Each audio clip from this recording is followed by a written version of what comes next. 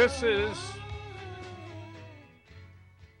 the second hour of Authentic News right here in RBN Live, where I take your calls.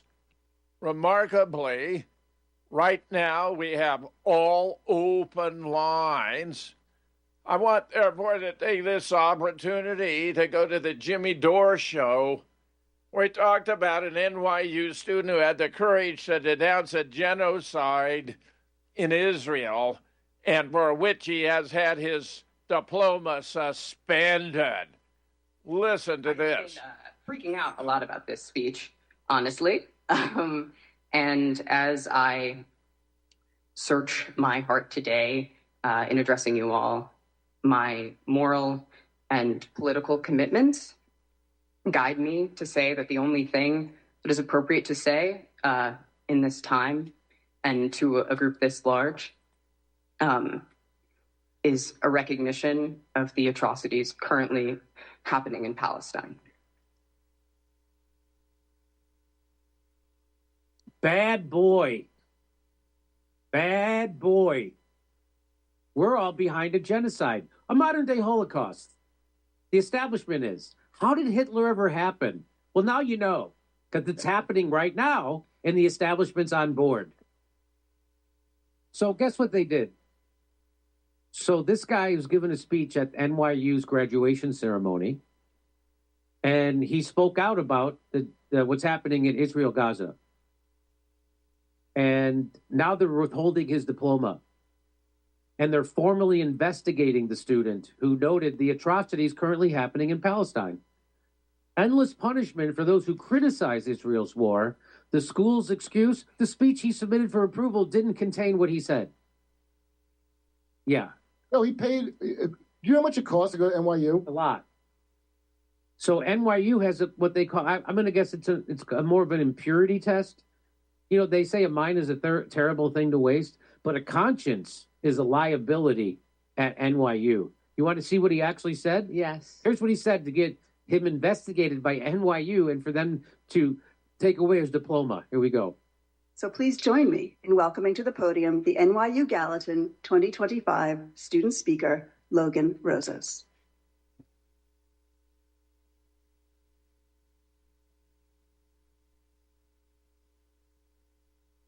Greetings, Gallatin's faculty and staff, esteemed alumni speaker, fellow graduates, and loved ones. Trying to find my family in the crowd. There they are.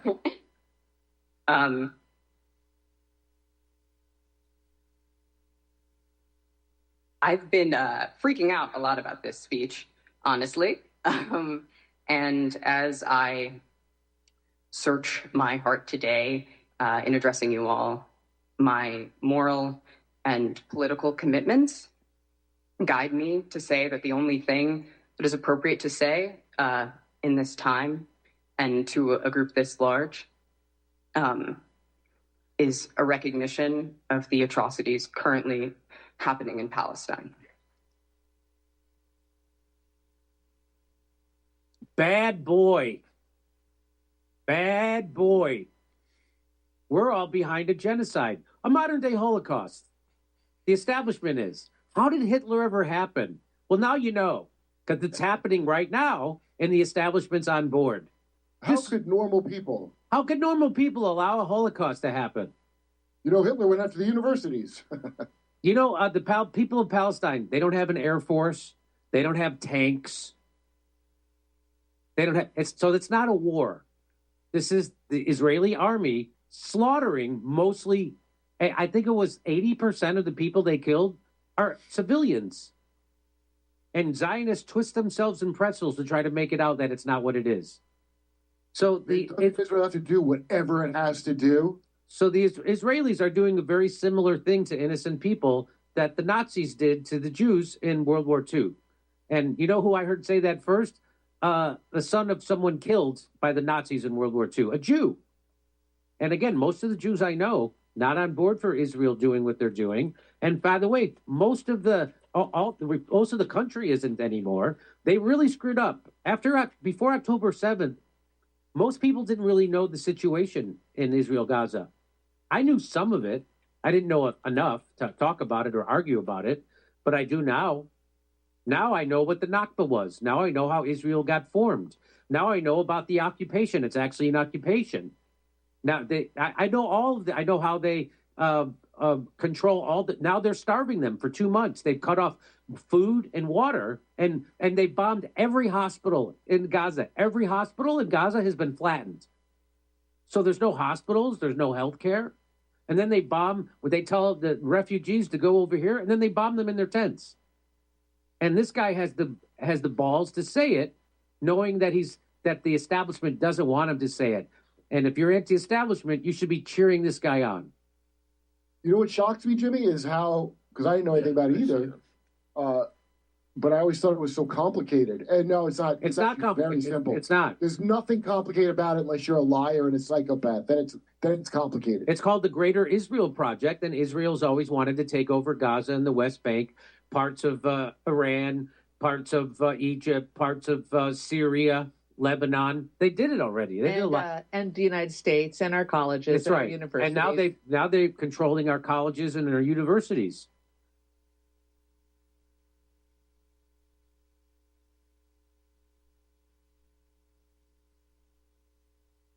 And that's a very popular sentiment, not only with college kids, but you know that most Republicans under 50, so most Republicans under 50, anti-Israel in Gaza. Did you know that?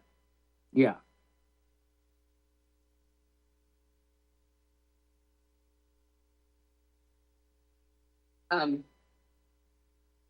He goes on to comment now. Cynthia, I want to invite you to come back, Cynthia.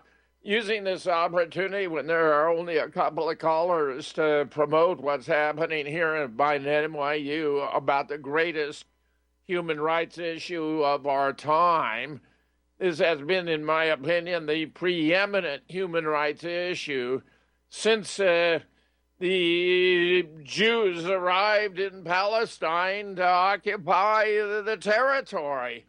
So I believe it's worth every minute of time. Jimmy Dore does a wonderful job of it. This student had great courage and conviction. And what did they do? They took his diploma. I presume it's only going to be suspended. This is going to become a major legal issue and court case. I'm all on his side. As Jimmy said, he had the balls to do it. I congratulate him. And the students were wildly enthusiastic in support because they believe in truth and justice. They do not believe in mass murder and genocide. Meanwhile, then, we have a couple of callers joining now. Let's see. We got no Cynthia, but we do have Tom in Florida. Tom, you're first up. Go right ahead. Join the conversation. Well, Jim, good day to you.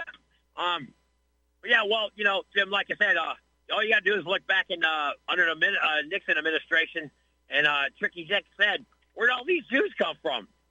And at that time, they were only 1.6% of the population of the United States under Nixon, but they were like, 70% of his cabinet.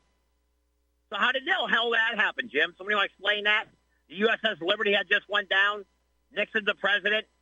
And you got the Jews at 1.6 of the population running the federal government, basically. So what else can I say about it? I mean, they control Hollywood. You got Epstein, Weinstein, all these other schmucks, Spielberg, Katzenberg. I mean, what more can I look at? They did to Mel Gibson, Jim, for Christ's sake. He was a Jesuit Catholic. That's how powerful these Jews are because they manipulate. They're the Kabbalists. They know how they're Zionists. They know how to manipulate the word. The word is everything. They're the Christ killers, Jim. What more I got to say? Now, I didn't call the show about that. You got me wound up on that, so I had to spew a little bit. But that's how I feel about these Christ killers. Now, Jim, let's talk about the real thing that's going on today. Donald Trump's kicking ass with this new bill he's got, the beautiful bill. Looks like it's going to pass. No more tax on Social Security, tips, overtime. Well, let's hear, Jim. Let's go here. Donald Trump is kicking ass all over the world. I think the Ukraine war is going to come to an end here within the next 21 days. I don't know how you feel about it, but I think that's going to come down to because these Russians are shooting off drones today But I think now that they know the retaliation is going to be unbelievable. What's going to happen to Russia, they don't stop this nonsense. Putin better back down now. He's better, he's got what he wants. He got the Crimea. So let him win that, and let's back this war down, because the weapons that the United States is going to start sending over to Ukraine ain't going to be pretty for nobody. And it could lead to nuclear war. We don't need it. He needs to stop it. And Putin actually proved that he has the upper hand on Ukraine, but he don't have to go genocidal on it. He needs to slow it down, come to an end. Too many animals involved. Little animals, dogs, cats, horses, hell, birds. We don't need to kill them off. They are innocent. Start attacking the creatures of God's creature. If you do that, you're going to end up, he's going to destroy this whole planet. Guaranteed. Now, Jim, let's talk about the main thing I called your show about. Have you heard this guy, Brandon Johnson, in Chicago? And I hope JP calls in today, and Jerry from Chicago. You got a black mayor telling everybody, all the major networks, Jim, that he only hires black people in his cabinet because they're more generous than any other ethnic group on earth. Have you heard that, Jim?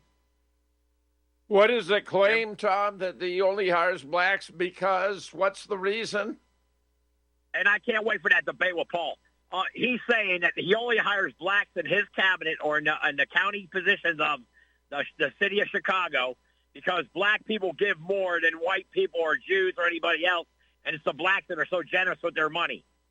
And I can't believe hearing that out of a racist, Marxist black mayor telling all the networks that, well, I'm only hiring blacks in my cabinet because they black people, when I hire them, they give away more stuff than white people do. Now, if that ain't calling the kettle black, I don't know what is, Jim. That guy's a lying tonight. Look, Jim, white men went to war for these blacks in slavery. It was going on for thousands of years, and they still have slaves in Africa. And look at all the whites fleeing out of South Africa. Now these blacks are begging them to stay because they're murdering them. White men women ain't killing blacks over in Africa right now. The other way around, 86,000 of them have been murdered, raped and murdered. White women getting raped and murdered by Afro monsters in South Africa. Can you imagine that if white men were raping black women? The whole world would be in uproar. Now, you got this racist mayor in Chicago calling white people ungenerous, racist, but he's going to hire a bunch of black people in his cabinet. He has grounds right now for dismissal. And by the way, I don't know if you heard, Jim, the big news today out of Donald Trump in the Supreme Court. Did you hear what happened today, Jim? Nope. Jim? Tell us. Everybody in your audience is going to hear it. The Supreme Court just ruled that Donald Trump can kick out over 370,000 Venezuelans. That's 370,000 Venezuelans are going to be going back home in the next 6 weeks. You know what that does to the environment? All these people are going to be driving cars in our country, sucking down our paper towel and our toilet paper and every other damn thing environmentally they're going to be bringing in here and then breeding like flies. Nobody talks about that on your show but me. Where's the environmentalists, Jim, with all these illegals over here? Tom, I didn't get the ruling straight. They ruled, what, he's got to bring them back? No, sir. He has the permission to deport them all. They had TPS. They had protected status. And the Supreme Court ruled that Donald Trump is absolutely right. He can kick them all out of here. And Donald Trump just now on the big New Deal, the big bill they just passed in Congress, that Donald Trump does not have to give no more illegal aliens Medicare, Medicaid or Medicare. They're all going to get kicked off the rolls. Good. Which is going to save billions of dollars. Billions and billions and billions of dollars. And they're not going to be flooding our hospitals what they're in. Me no speak English. ¿Qué pasa? ¿Cómo está usted? You don't speak English. I no speak English. You come to this country, you learn the language, or get the hell out of here. Period. I don't speak any Deutschland. I don't speak Italiano, capisce? Yeah. You come to this country of America, you learn a common language like you've always said on your show, and you become an American, Jim. That's what makes us uniquely our greatest country in the world. Not by speaking other languages, Swahili or Watusi. You come here, you learn the language, and you appreciate our flag. And for the men who fought for that flag, and women, the men and women. Now, give us Jim. Give us some final thoughts, Tom. Go ahead. Well, yeah, Jim. I just say I think Donald Trump's had some major victories in the last few days here, man. I mean, the immigration is off the chart. What he's done, how he's saved this country that way. You got bumbling, stumbling Biden. They've known for years has cancer, prostate cancer, and they knew this guy 4 years ago had cancer, and they still let him run for president. That right there is a shameful thing, Jim. This guy was auto pin and everything. This guy had an auto pin. What kind of nonsense does this country turn into with all these Zionists, Schweinists, and these liberal, licky, titsy, Philly white trash?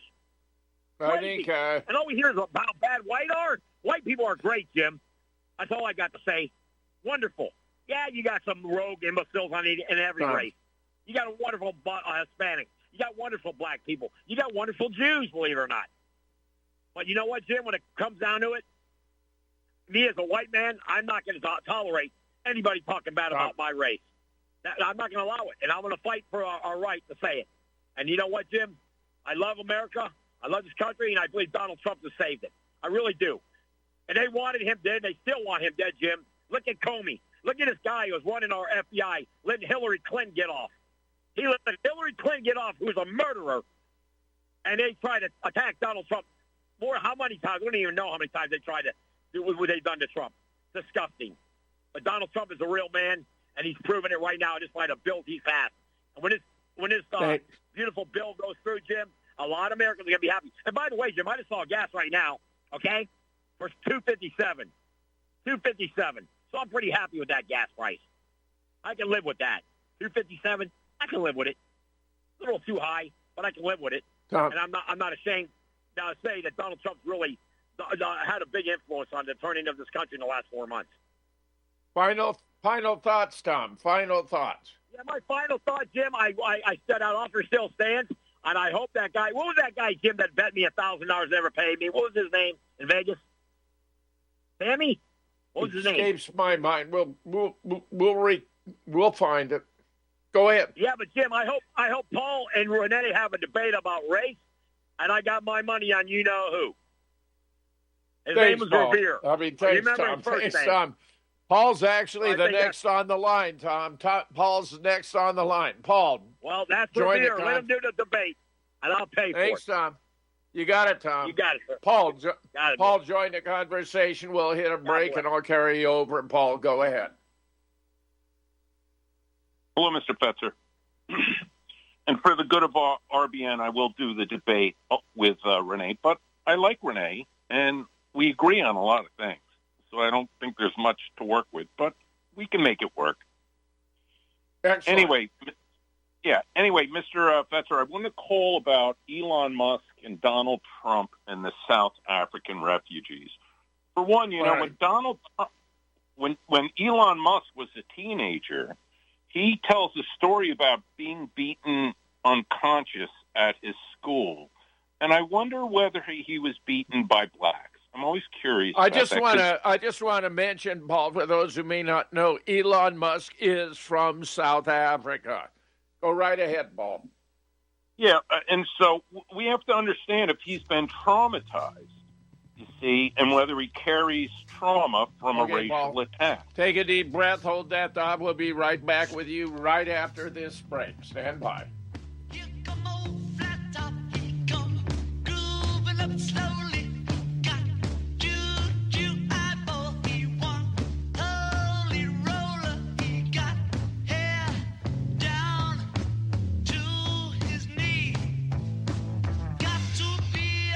Health Simple with Colorado Shilajit. Fact bit number 2.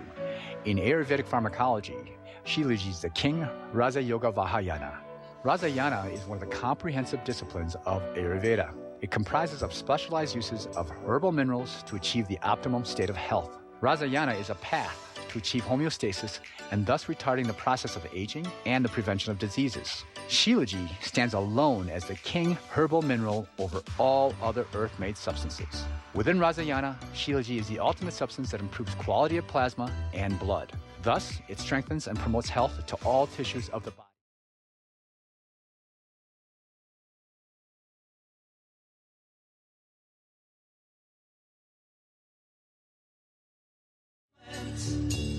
With lovers and friends. friends I still can recall. Some are dead and some are living. In my life, I've loved them all.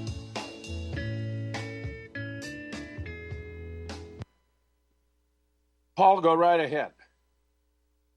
Yeah, anyway, I want to talk about, that the South African refugees, the white South Africans, are potentially in the early stages of a genocide. And, we have to remember that ever since World War II, we've been taught that genocide is bad, right? And yet, if you look at what's been going on in South Africa, I mean, there's some pretty crazy anti-white stuff going on there, particularly this one politician named Julius Malema. He is the leader of the Economic Freedom Fighters. He was a member of Parliament and came into the Parliament, I think, as in the National Assembly in May of 2014.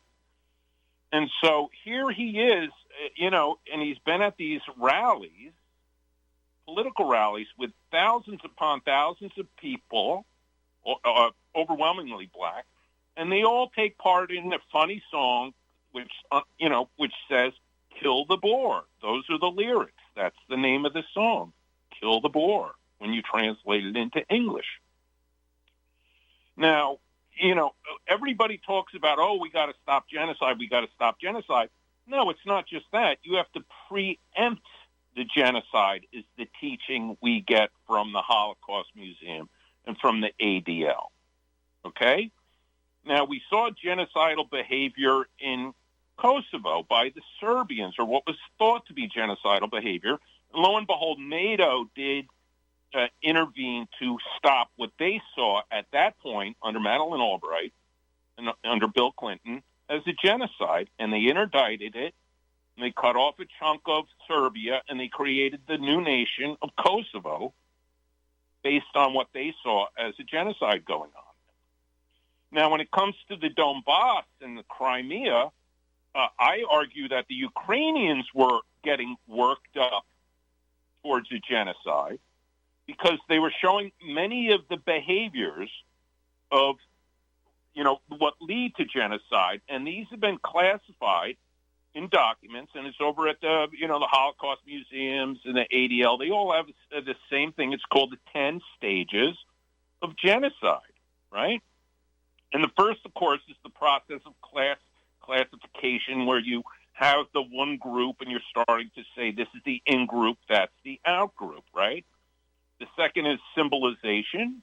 The third is when you have laws that are on discrimination. And isn't that going on in South Africa? By the way, I would argue, hasn't that been happening in the United States? Right? With affirmative action, where you discriminate against people, white people, with equal skills and give jobs to minorities with less skills. Happens all the time. Yeah. Then the fourth stage in genocide is dehumanization, where you call the victims and the people you intend to wipe out as rats, cockroaches, cancer, or disease. And this is something that was going on in Ukraine. Remember the braided blonde, what was her name? Julia Tymoshenko. She was, I think she was the president of Ukraine for a while, around 2004. She was caught on video or audio saying, "I want to mow down Russians with a machine gun." Okay? So that's why so that also is indicative that these people are working on a genocide. Then it goes on, the fifth process is when they start to organize with hate groups, armies, or militia organizations, like what happened in Ukraine, correct? And the sixth is polarization. The seventh stage is preparation. The eighth stage is actual persecution. The ninth stage is the actual extermination. And lastly, is denial, when after the genocide actually takes place, you deny it, right?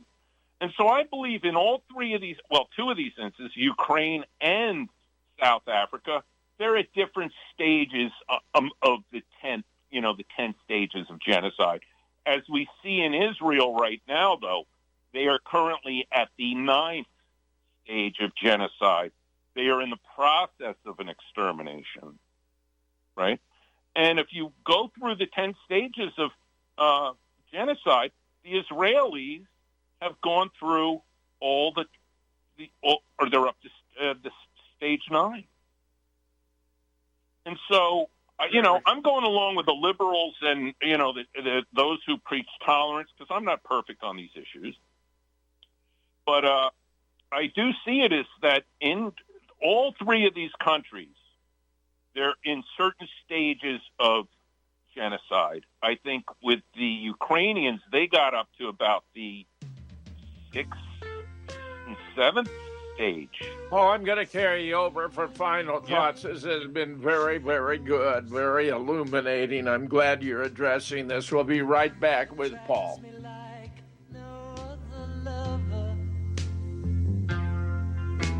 Something in the way she woos me. I don't want to leave her now. I want the truth. You can't handle the truth. You're listening to Republic Broadcasting Network. Real news, real talk, real people. Because you can handle the truth. Howdy.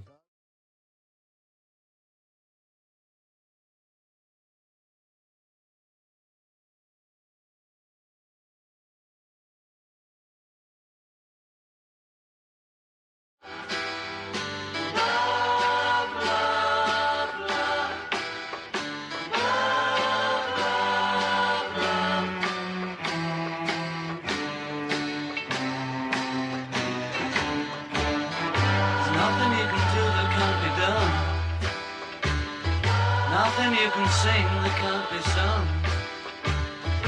Nothing you can say, but you can learn how to play the game. It's easy. Paul, go ahead. Conclude your comments. Final thoughts. Well, you can find the 10 stages of genocide over at the Holocaust Memorial Day Trust. And think of the irony here, Jim. It seems like the people who want us to prevent, future Holocaust, they seem like they're very selective when it comes to, utilizing and employing this list of the 10 stages and trying to get people to understand that these genocides are taking place. Because in the case of Kosovo, Madeleine Albright and Jews back in the 90s, they were all into, bombing the Serbians to stop that genocide. But notice those same liberal, enlightened Jews who tell us all about how horrible the Holocaust, for some reason, when it came to people they don't like the Russians or the Palestinians or the whites in South Africa, for some reason, the 10 stages of genocide, for some reason, nobody defers to that. Nobody wants to mention that. And they don't really want to bring that to attention of anybody. So I think it's a really useful tool for people to have handy and to bring up in the public, realm, just to, to basically stop these unnecessary wars, killings, and choose the right side in these things. And I do believe the Russians... Yeah, and you made a lot of sensational points today. Most welcome, and the people who promote the fake narrative of the World War II Holocaust are perpetrating a real Holocaust in Israel today. It is ironic and grotesque.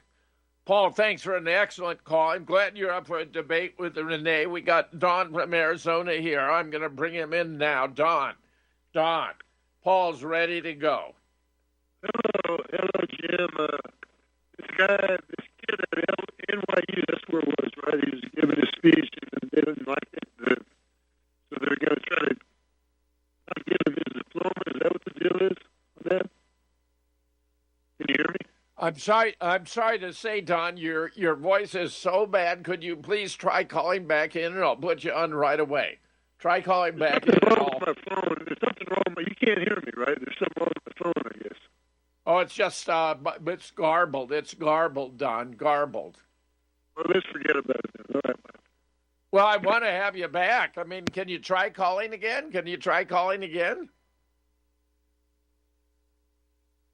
Lost Don.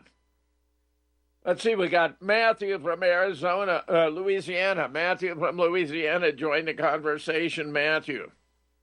Yeah, hello, Dr. Fetzer. Do I sound garbled like the previous caller? No, you're fine. Okay, perfect. Well, I mean, geez, let me dissect the whirlwind that I just listened to. Tom, I like Tom. Some people don't like Tom. Some people speak about him and about me and many other people. You repeat yourself.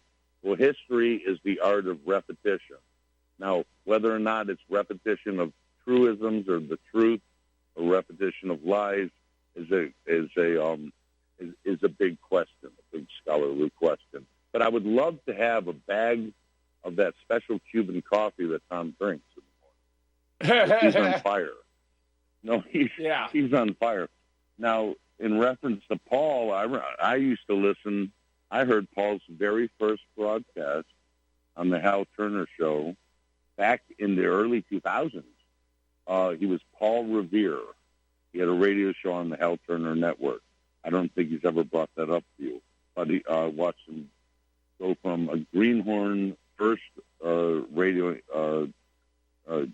show to really, I mean, pretty much a star in what he does today.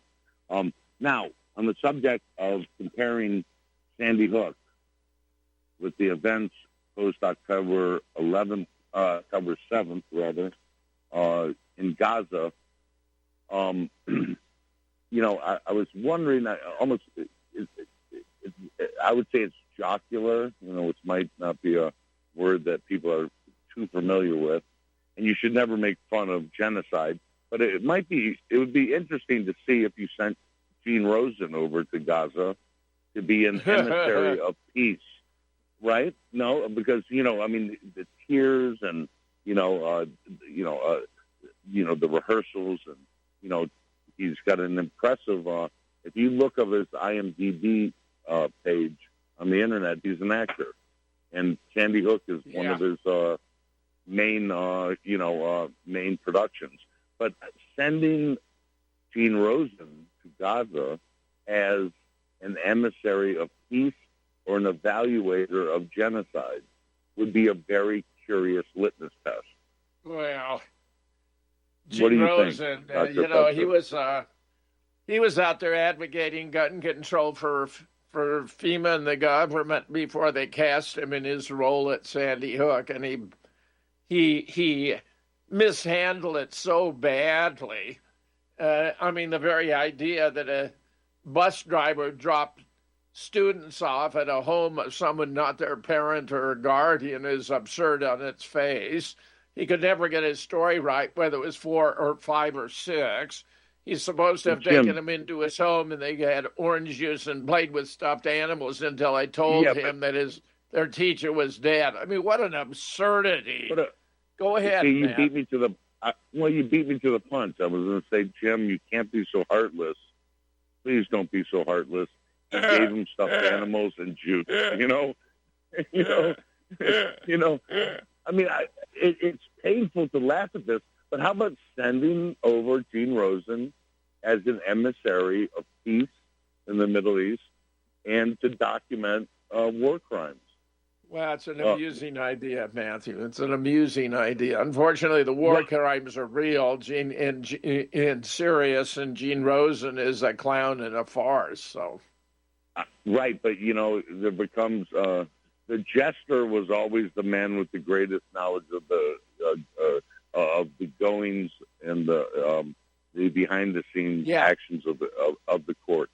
That's true of a court jester, but Gene Rosen is not competent. He's not really capable of the role. Yeah, go ahead. Then my point is made, right? I mean, my point is made. Yeah. And so I do want Tom to send me a bag of that Cuban coffee, and I'm going to sign off. and it was. I'll nice bet to it is speak to good, Matthew. I'll bet it is really good. Thank you for the call. I enjoyed your call. Call again. James. Nice. And Don in Arizona, Don, please do try calling back. Maybe we'll get a better connection. James in Vancouver. James, join the conversation. James. That genocide in South Africa is being sponsored indirectly by the communist Chinese who are paying for it. And really, tell me what's their motive? What's their motive? What's the plan? What's the game plan? What's their motive? Well, the motive is to foment civil war, and with people killing each other, then they have a better chance to take over the whole country, which is what they're trying to do to the whole of Africa, because of what Africa has under the ground.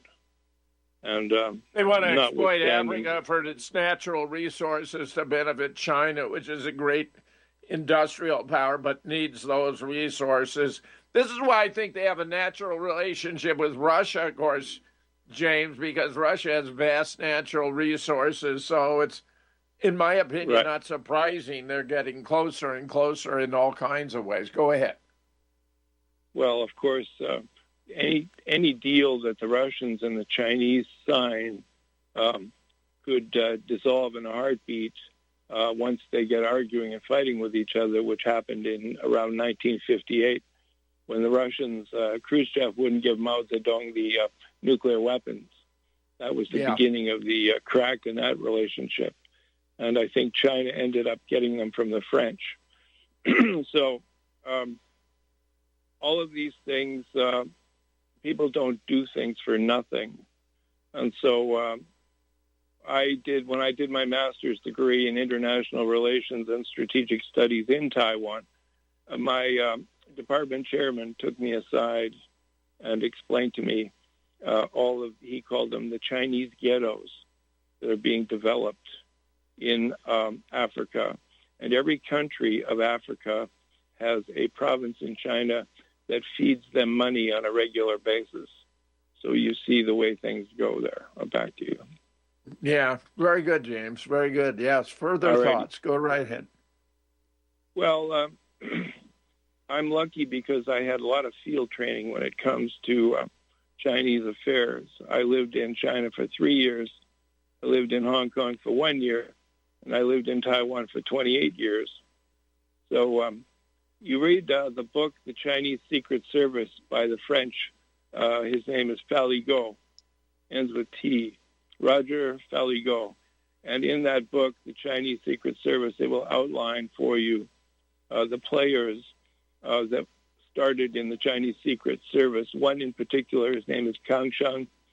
And Kang Sheng was Mao Zedong's right-hand man. In fact, Kang Sheng was responsible for the murder of Lin Biao.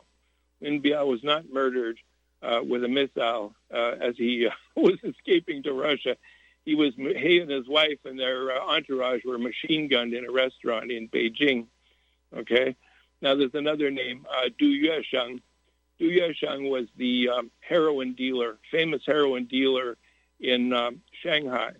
And, of course, when the communists came into Shanghai, Du Yuesheng took off to Hong Kong. And I have people, I know, I have met Du Yuesheng's relatives. So I know a little bit about this. And again, in the northwestern hills of Thailand, I was up there on a private visit. I was the only white guy around for miles. And I had, of course, an entourage with me.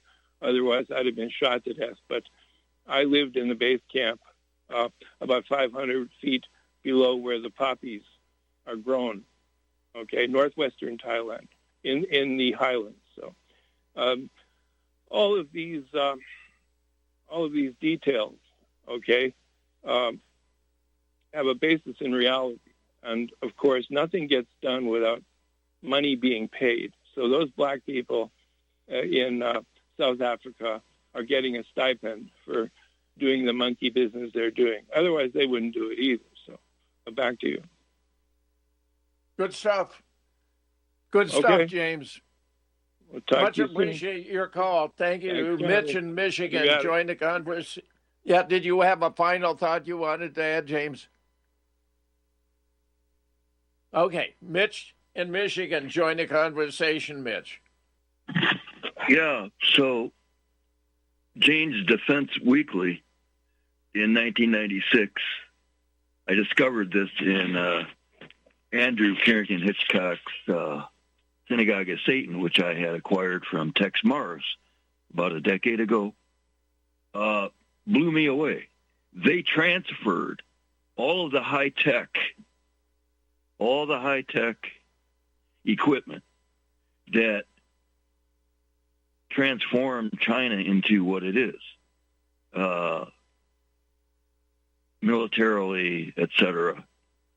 So one of the resources that I recently rediscovered is a scholarship entitled History of Central Banking, the Enslavement of Mankind. Stephen Mitford Goodson. He was the South African, I believe, vice president, central bank vice president. Stephen Mitford Goodson, History of Central Banking, the Enslavement of Mankind. And on BitChute, there's a really good orator who reads through that. And all you got to do is hear the first hour. Ideally, the first 2 hours. Do you know, Professor, did you ever learn? Because I often wonder, why would Julius Caesar, why would he be surrounded and stabbed to death by his colleagues? Did you ever learn why? It's in that book. Share with us. Share with us. It's in the book. It's in the book. Share with Julius, us. He was a superstellar warrior, and upon returning from a multi-year campaign, he discovered all these homeless people. And upon investigating, he discovered that the temple Sanhedrin Pharisite parasite contingent had instigated perverse diabolic usury. And the taxation was immense. And he gets into that. So Julius outlawed it. He totally outlawed it. And anybody that dared to engage would be executed. Well, they couldn't tolerate that. I forgot the time frame, but the temple Pharisite demons, as they are today, you look at all these diabolic activities in the terrorist groups, they're all created according to the IMF. And this came out, I didn't know this, I discovered the Institute for Research Mideast Policy, IRMEP, Washington, D.C. based, I don't know, I guess I'll call it a think tank, comprised of former/retired U.S. congressmen, university professors, U.S. and Israel, and I think UK. Okay, well, in one of the presentations, a Palestinian professor from the University of North Carolina, I can't remember her name, but she cited and provided the IMF record data proving it's Israel. Israel is the international ultimate terror organization by virtue of all the arms sales. Mitch, we appreciate these thoughts.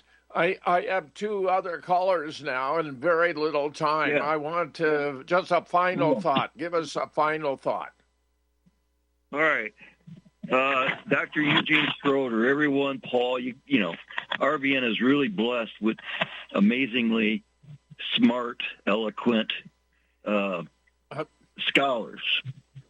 Okay, go watch. You got to do this, Professor. It's on BitChute. Eugene Schroeder, they call him Doctor. I don't know what that means, but it's entitled "Trading with the Enemy Act." This is a 1994.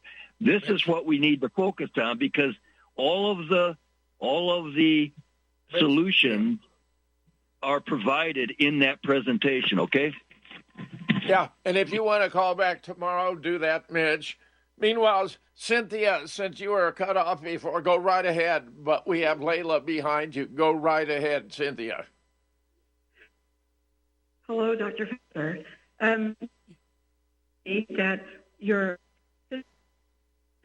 That you should look at maybe whether the judge ever actually had recorded his oath of office appropriately within the first 30 days. It is said that the communist people were told not to do that because it made it easier to prosecute them for treason. However, if he didn't do that, you have the right to go after him civilly for violations of his oath of office that you materially go for damages. Because of are you talking about the judge in my case? Yes. Check to see Cynthia, if he retired. Listen to me. Listen to me. You'll love it. He retired. He retired early because he was afraid he might be removed from the bench. It's amazing. 5.5 years early. Jim, you're leaving money lying on the table. You have financial, material losses because of his behavior. And because he didn't record his oath of office, nothing he did is supposed to be honored, and they're liable for damages, financial damages. Cynthia, I want to get Layla. Can you call back tomorrow? We'll talk about this in greater detail. I want to squeeze Layla in here. Do that, Cynthia. And you had your connection is not good either. Layla dropped? All right, Cynthia, go right ahead. Go right ahead, Cynthia. Well, Todd Callender speaks on this issue because he discovered that the federal judges on the District of Columbia Circuit, only one of those judges had ever recorded their oath of office. So he started looking around to see how he could prosecute it. And the people who should be prosecuting him, they hadn't recorded their oath of office either. So we really need some test cases.